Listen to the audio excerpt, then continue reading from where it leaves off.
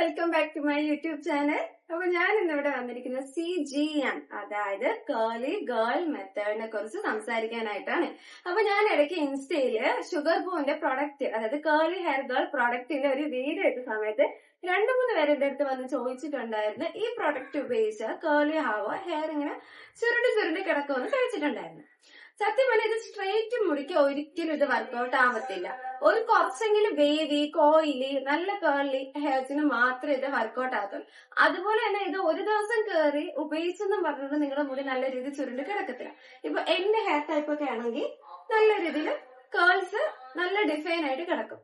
അപ്പൊ CGM method തുടങ്ങുന്നതിന് കുറച്ച് കാര്യങ്ങളൊക്കെ നമ്മൾ അറിയണം.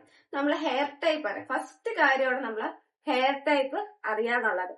ഹെയർ ടൈപ്പ് കറക്റ്റ് നല്ല പക്ക സ്ട്രെയിറ്റ് ആണെങ്കിൽ ഇത് വർക്ക്ഔട്ട് ആവത്തില്ല.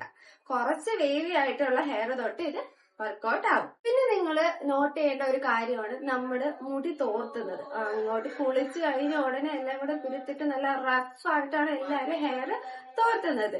കേളി ഹെയർസ്, വേവി ഹെയർസ് അങ്ങനെ തോർത്തരുത്. നിങ്ങളുടെ മുടിക്ക് അത് പക്ക ഡാമേജ് വരുത്തുന്ന ഒരു കാര്യമാണ്. നിങ്ങൾ ഒരു കാരണവശാലും ഹെയർ തോർത്തരുത്, അല്ലെങ്കിൽ ഇങ്ങനെയിട്ട് റബ്ബ് ആക്കരുത്. കാരണം അത് ഹെയർ ആ ഒരു ടെക്സ്ചറിന് ഉറപ്പായിട്ടും അത് ഡാമേജ് ആയിരിക്കും.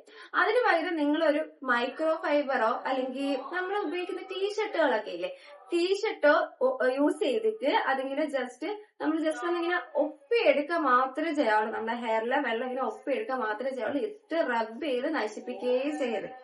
പിന്നെ പ്രൊഡക്ട്സിന്റെ കാര്യം, എല്ലാവർക്കും ഒരു പ്രൊഡക്റ്റ് വർക്ക്ഔട്ട് ആവണമെന്നില്ല. എല്ലാവർക്കും ഓരോരുത്തരുടെ ഹെയർ ടൈപ്പ് ഓരോന്നാണ്. അപ്പൊ അത് വർക്ക്ഔട്ട് ആവുന്ന രീതിയും ഓരോന്നാണ്.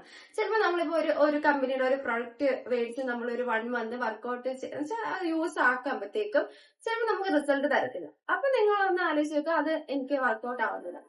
അതുപോലെ തന്നെ 1 ടൈമിലോ 2 ടൈമിലോ റിസൾട്ട് കിട്ടുന്ന ഒരു കാര്യമല്ല. ഇത് ഗ്രാജുവലി ടൈം എടുത്ത് റിസൾട്ട് കിട്ടുന്ന ഒരു കാര്യമാണ്. എനിക്ക് തോന്നുന്നു 2 to 3 മന്തെങ്കിലും ഇത് യൂസ് ആക്കുമ്പോഴും നിങ്ങളുടെ കറക്റ്റ് ഡിഫൈൻഡ് ആയിട്ടുള്ള കേൾസ് നിങ്ങൾക്ക് കിട്ടത്തുള്ളൂ. ഇപ്പൊ എന്റെ ഹെയറിലാണെങ്കിൽ ഞാനൊരു 2 മന്ത് യൂസ് ചെയ്തപ്പോ, എനിക്ക് ഫസ്റ്റ് ടൈം യൂസ് ചെയ്തപ്പോഴേ ചെറിയ രീതിയിലൊക്കെ കേൾസ് നല്ല ഡിഫൈൻ ആയി തുടങ്ങി. ഒരു 2 മന്ത് കറക്റ്റ് യൂസ് ചെയ്തപ്പോഴാണ് പക്ക റിസൾട്ട് കിട്ടാൻ തുടങ്ങിയത്. പിന്നെ ഇതിന്റെ പ്രോഡക്ട്സ് എന്ന് പറഞ്ഞാൽ കുറച്ച് എക്സ്പെൻസീവ് ആണ്. ഈ മിനി കിറ്റുകളൊക്കെ കിട്ടും. ഫസ്റ്റ് നിങ്ങൾ ആ മിനി കിറ്റുകളൊക്കെ മേടിച്ച് ഒന്ന് ട്രൈ ചെയ്ത് നോക്കാം.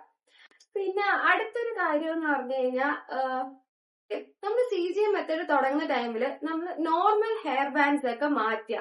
മാക്സിമം സാറ്റിൻ ഹെയർ ബാൻഡ്സ് ഒക്കെ ഉപയോഗിക്കുക.